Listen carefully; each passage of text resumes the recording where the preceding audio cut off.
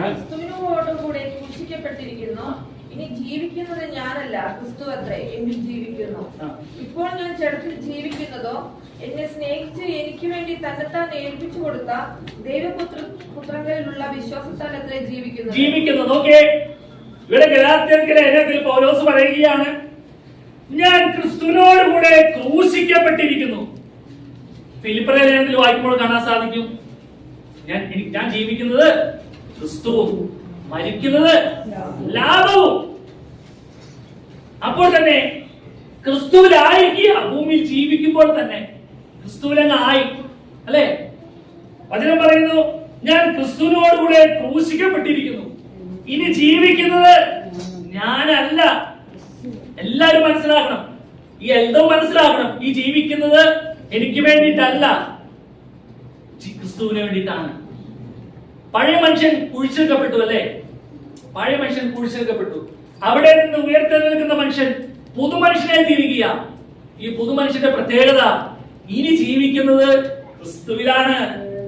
ക്രിസ്തുവിലാണ്. എന്റെ കഴിവിലോ എന്റെ ശ്രേഷ്ഠതയിലോ എന്റെ എന്തെങ്കിലും ക്വാളിഫിക്കേഷനിലല്ല ഞാൻ ജീവിക്കുന്നത്, ക്രിസ്തുവിലാണ്. ക്രിസ്തുവിലാണ്. ഇനി തൊട്ടുതാഴെ വായിക്കുന്നത് എന്താ?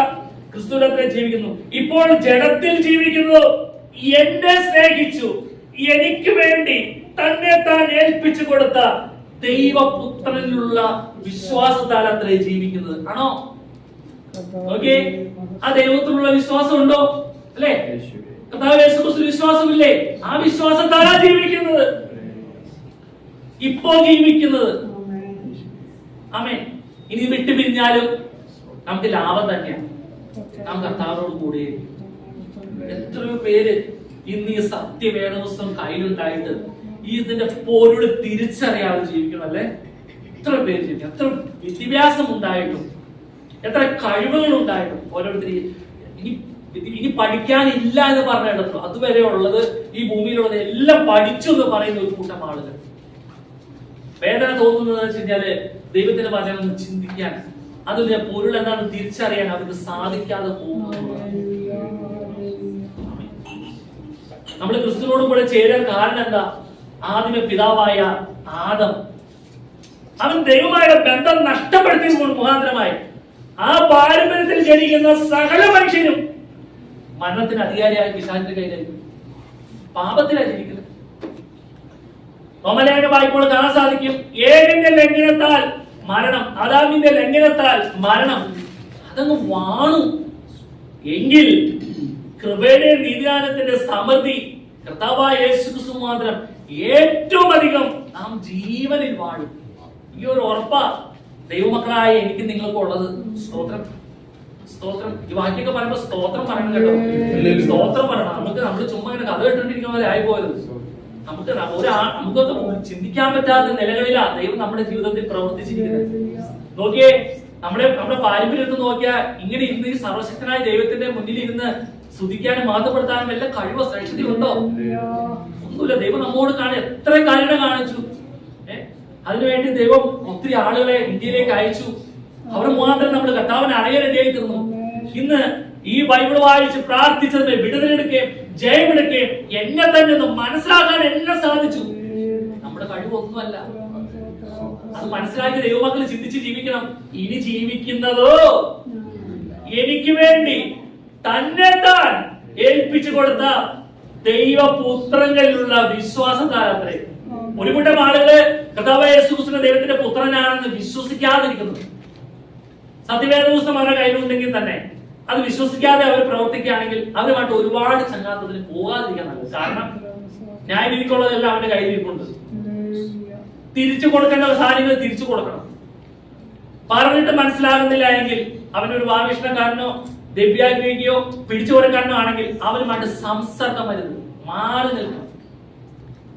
വെറുതെ വായിക്കുമ്പോൾ കാണാൻ സാധിക്കുന്നില്ലേ? അവരുമായിട്ട് കൂട്ടുകൂടരുത്. നിത്യത നഷ്ടപ്പെടുത്തുന്ന ഒരു പ്രവൃത്തിയും കൂട്ടു നിൽക്കരുത്. ഇന്ന് എന്താ സംഭവിച്ചുകൊണ്ടിരിക്കുന്നത്? നമുക്ക് അറിയില്ല ഏതാ ശരി ഏതാ തെറ്റെന്ന് അറിയില്ല. എല്ലാം കൂടെ കൂടി ചേർന്ന് കലർന്നു പോവാ. യഹോസാക്ഷികള് ഒരേ രീതിയിലുള്ള ഉപദേശങ്ങൾ പറയുമ്പോൾ മാറി നിൽക്കുന്നവർക്ക് മാറി നിൽക്കാൻ നമുക്ക് സാധിക്കണം. ഒരു വാക്കെങ്കിലും അവനോട് സൂക്ഷിക്കണം. കർത്താവായ യേശുക്രിസ്തു വിശ്വസിക്കുക, എന്നാൽ നീയും നിന്റെ കുടുംബവും രക്ഷ പ്രാപിക്കും. ഈ ഈ വചനമൊക്കെ എന്നെങ്കിലും അവർ കണ്ടിട്ടുണ്ടോ? അവരുടെ കയ്യിൽ ബൈബിൾ ഉണ്ട്. മരിക്കുന്നത് അല്ലെ, ഞാൻ ക്രിസ്തുവിനോടുകൂടെ ക്രൂശിക്കപ്പെട്ടിരിക്കുന്നു, ഇനി ജീവിക്കുന്നത് ഞാനല്ല, ക്രിസ്തു അത്രേ പിന്നെ എന്നിൽ ജീവിക്കുന്നു, ഇപ്പോൾ ജഡത്തിൽ ജീവിക്കുന്നു, എന്നെ സ്നേഹിച്ചു എനിക്ക് വേണ്ടി തന്നെ താൻ ഏൽപ്പിച്ചു കൊടുത്ത ദൈവപുത്രനിലുള്ള വിശ്വാസത്താൽ അത്രേ. ദൈവപുത്രൻ മുഖാന്തരമാണ് നമുക്ക് ഈ ഒരു ഉറപ്പ് കിട്ടിയത്, ഒരു ബലം കിട്ടി. ഞാനൊരു ദൈവത്തിന്റെ പൈതലാണെന്ന് ഒരു ഉത്തമ ബോധ്യം കിട്ടിയത് കർത്താവായ യേശുക്രിസ്തു മാത്രമാണ്. ഈ യേശുക്രിസ്തുവിൽ എത്രമാത്രം നമുക്ക് വിശ്വാസത്തോടെ ഉണ്ട്. നമ്മൾ ആലോചിച്ച് നോക്കി, നമ്മുടെ പ്രാർത്ഥനയ്ക്കൊക്കെ മറുപടി തരുന്ന ദൈവം. അല്ലാന്നുണ്ടെങ്കിൽ നമുക്ക് ഇങ്ങനെ വിഷയങ്ങൾക്ക് ജയമെടുക്കാൻ സാധിക്കും. നമ്മൾ ആദ്യം ഡോക്ടറെ കാണാൻ പോകുന്നതിന് മുന്നേ നമ്മൾ എന്തുകൊണ്ടാണ് ദൈവത്തോട് പ്രാർത്ഥിക്കുന്നത്? ആ ഒരു വിശ്വാസം ഉണ്ടെന്നേ, നല്ലൊരു വിശ്വാസമുണ്ട്. നമ്മൾ ജോലിക്ക് പോകുന്നതിന് മുന്നേ ഒരു വാക്ക് ജയം എന്ന് പറഞ്ഞ് പ്രാർത്ഥിച്ച് പോകുന്നതിന് കാരണം എന്താ? ദൈവത്തിലുള്ള വിശ്വാസമാണ്. നമ്മുടെ പുറത്തേക്ക് ഇറങ്ങിയ എന്ത് വേണമെങ്കിലും സംഭവിക്കാം അല്ലെ. തെങ്ങ് ചതിക്കില്ല എന്ന് ആളുകൾ പറഞ്ഞു നടക്കുകയും ചെയ്യും. തേങ്ങ വീണ ആളുകൾ മരിക്കുന്നു അല്ലെ. കറക്റ്റ് തലയിൽ വീണ സ്പോട്ടിൽ വന്ന് വീണ് ആള് മരിച്ചു. ബസ്സുകാരൻ കാത്തു നിൽക്കുക, നിയന്ത്രണം വിട്ടവന്റെ വണ്ടി ചിന്തിക്കുന്നുണ്ടോ? 2 സ്ത്രീകളെ കഴിഞ്ഞ ദിവസം ഒരു വീഡിയോ കണ്ടായിരുന്നു. 2 സ്ത്രീകളുടെ മേത്തെ വണ്ടി അടിച്ചു. ആ കുടുംബത്തിന് അത് നഷ്ടപ്പെട്ടു. എന്ത് ഉറപ്പുണ്ട്? നമ്മളൊക്കെ പാട്ട് കേട്ട് ക്രിസ്തീയ ജീവിതം സൗഭാഗ്യമുള്ള പാട്ടൊക്കെ കേട്ട് മുന്നോട്ട് പോകുമ്പോൾ കേൾക്കുന്ന പ്രിയമുള്ളവരെ, ദൈവം നമ്മോട് കൂടി ഇരുന്ന് ഡ്രൈവിംഗ് ചെയ്തുകൊണ്ടിരിക്കുക. ഒന്ന് ചവിട്ടഴിച്ച് നേരം കഴിഞ്ഞിട്ട് പോയാൽ മതി എന്നൊക്കെ പറഞ്ഞ് കുറച്ച് കഴിഞ്ഞ് വരുമ്പോ അവിടെ ഒരു ആക്സിഡന്റ് കണ്ടിട്ടില്ലേ? അവിടെയൊക്കെ ദൈവം നമ്മൾ സൂക്ഷിക്കുക. ദൈവം എത്ര അത്ഭുതകരമായ ദൈവം എന്നെ നിങ്ങളെ വഴി നടത്തുന്നത്. അതെന്താ? ഈ ദൈവത്തിലുള്ള ഒരു വിശ്വാസം. അതാ കോളേജിലേക്കൊക്കെ പോണതിന് പിന്നെ സ്കൂളിലേക്കൊക്കെ പോണതിന് മുന്നേ കണ്ടിരുന്ന പ്രാർത്ഥന, ടീച്ചർമാർക്ക് വേണ്ടിയും കുഞ്ഞുങ്ങൾക്ക് വേണ്ടിയും ബസ്സിനൊക്കെ വേണ്ടിയൊക്കെ പ്രാർത്ഥിച്ചു പോകണം. സ്തോത്രം സ്തോത്രം സ്തോത്രം. നമ്മുടെ കുഞ്ഞുമക്കളൊക്കെ ദൈവം അതുപോലെ വളർത്തിക്കൊണ്ടിരിക്കുകയാണോ? വീട്ടിൽ നിന്ന് പുറത്തിറങ്ങിയ ഓൺ ദ സ്പോട്ടിൽ പ്രാർത്ഥിച്ചോളാം. നമ്മുടെ വീടിന്റെ പ്രത്യേകത എന്ന് പറയുമ്പോൾ, നമ്മുടെ വീടിന്റെ പ്രത്യേകത, രക്ഷിക്കപ്പെട്ട സ്ഥാനപ്പെട്ട ദൈവമക്കളുടെ വീടിന്റെ പ്രത്യേകത 4 അതിരിനെയും യോബിന്റെ അതിൽ ആരാ സൂക്ഷിച്ചേ? ദൈവം വേലിയിട്ട് സൂക്ഷിച്ചു. നമുക്ക് എത്ര പേർക്ക് ബോധമുണ്ട്? ഇതിന്ന് പുറത്തിറങ്ങുമ്പോ, ഈ വേലിയിലൂടെ പുറത്തേക്ക് ഇറങ്ങുമ്പോ നമ്മുടെ 2 ദൂതന്മാര് കാവല് ചെയ്തിരിക്കുക. നമ്മുടെ ഒരുക്കം അവിടെ ആവശ്യം അല്ലെ. ഒരുക്കം ആവശ്യം. ഒരുക്കം ഉണ്ടെങ്കിൽ ദൂതന്മാര് കാവലായി കൂടെ ഉണ്ടാകും. അല്ലാതെ ഒരുക്കമില്ലാതെ പോയി കഴിഞ്ഞാൽ ദൂതന്മാർക്ക് വല്ലതും ചെയ്യാൻ പറ്റുമോ? പ്രാർത്ഥിക്കാതെ ഇല്ലാതെ പോയാൽ നമ്മൾ പ്രാർത്ഥിച്ചൊരുങ്ങി ദൂതന്മാരെ ഏൽപ്പിച്ചാൽ നമ്മൾ മുന്നോട്ട് പോകുന്നത്. ആമേൻ. അതിനെ കേൾക്കുന്ന പ്രിയമുള്ളവരെ, നമ്മൾ എപ്പോഴും ശ്രദ്ധയോടുകൂടെ പ്രാർത്ഥിച്ചൊരുങ്ങി പോകുന്ന ദൈവമക്കളാണ്. അങ്ങനെയാണെങ്കിൽ സങ്കീർത്തനം 91 വായിക്കുന്നവര്, അവൻ നിന്നെ വേട്ടക്കാരന്റെ കടയിൽ അവൻ നീ ഒന്നൊക്കെ പറഞ്ഞ കൈകൊട്ടുക, എന്തെങ്കിലും ഒന്ന് പറഞ്ഞു. പെന്തക്കോസ്ത് പറയേ കപ്പയുടെ വീട്ടിൽ രോഗം ആ പാട്ടങ്ങൾ പാടിക്കോ.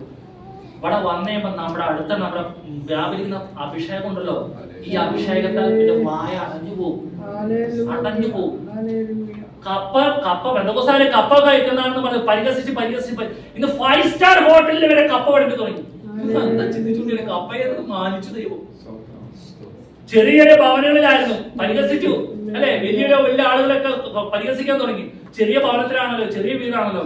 ഇന്ന് ദൈവം അങ്ങ് അനുഗ്രഹിച്ചിട്ട് നമ്മുടെ മക്കളൊക്കെ എത്രത്തോളം ഭംഗിയായിട്ട് എത്ര രീതിയിലും വീടുകളൊക്കെ വെച്ച് മാറി നല്ല ഭംഗിയായിട്ട് വരുന്നില്ലേ? ആലോചിച്ച് നോക്കി, ദൈവം നമ്മെ അനുഗ്രഹിക്കും. എങ്ങനെ തറയിട്ട് ഈ ചാണകം കൊണ്ട് മെഴുകുന്ന തറയൊക്കെ അത് കണ്ടിട്ടുണ്ടോ? ചാണകം കൊണ്ട് വീട്ടിലൊക്കെ അതായിരുന്നു പണ്ടത്തെ തറയൊക്കെ, ചാണകം കൊണ്ട് മെഴുകുന്നത്.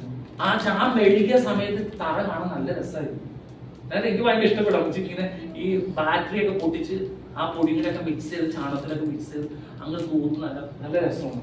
കുറെ നാളെ പിന്നെ ചൂടിട്ട് അടിച്ചടിച്ച് വേറൊരു ഷേപ്പാവും. അപ്പൊ ഇടയ്ക്ക് ചാണകം മെഴുകുമ്പോൾ ആ തറയൊക്കെ മാറി നിൽക്കുന്നത്. ഒന്നാമത് ടൈൽ മേക്കർ നടക്കുന്നത്. അത് പോരാ, അത് അത്രയും നന്നിട്ട് ഇതൊന്നും പോരാന്ന് ചിന്തിച്ചാൽ തെറ്റ്. നമുക്ക് ആവശ്യത്തോട് താൽക്കാലികമല്ലേ, ഞാൻ പരദേശിയായിട്ട് പാർക്കുന്ന വീടല്ലേ, അത് മതി. അപ്പൊ താമസിക്കാൻ ശ്രമിക്കുന്നത് അത് മതി.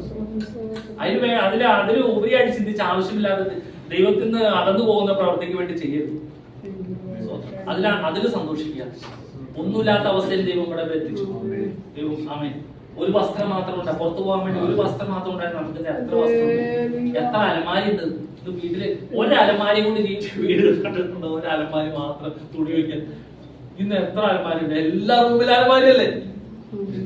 അതോ അത് ഈ തുണി ഇങ്ങനെ അടച്ചു വെച്ച് കഴിഞ്ഞാൽ ഒന്നും കാണില്ല. തുറന്നു നോക്കിയാൽ ഇങ്ങനെ ഉരുട്ടി ഇങ്ങനെ കെട്ടി വെച്ചേക്കാം. അതുപോലെ ആയിട്ട് ഇത് എന്താ ചെയ്യുന്നത് അറിയാൻ പറ്റാത്ത അടച്ചു വെക്കുമ്പോൾ റൂം നല്ല വൃത്തിയായിട്ട് എല്ലാവരും ദൈവം അങ്ങനത്തെ മാനിച്ചു കണ്ടോ? ഒരു ഡ്രസ്സ് മാത്രം ഉണ്ടായിരുന്ന അവസ്ഥയിൽ നിന്ന് ദൈവം എത്ര തരം മാനിച്ചു. ഒരു ചെരുപ്പ് മാത്രം ഉണ്ടായിട്ട് എത്ര ചെരുപ്പാന്നറിയോ? അപ്പൊ നമുക്ക് ദൈവം അനുഗ്രഹിച്ചിട്ട് നമുക്ക് നന്ദിയുള്ളവരാണ്. ഇനി ജീവിക്കുന്നത് ദൈവം ഇങ്ങനെ ഇത്രയൊക്കെ തന്നില്ലേ? ഇനി ജീവിക്കുന്നത് ക്രിസ്തുവിന് വേണ്ടി. ഇനി ജീവിക്കുന്ന ദൈവത്തിലുള്ള വിശ്വാസത്താലത്രേ. ഒരു വാക്കിന് വായിച്ചൊക്കെ പെട്ടെന്ന് അവസാനിപ്പിക്കും.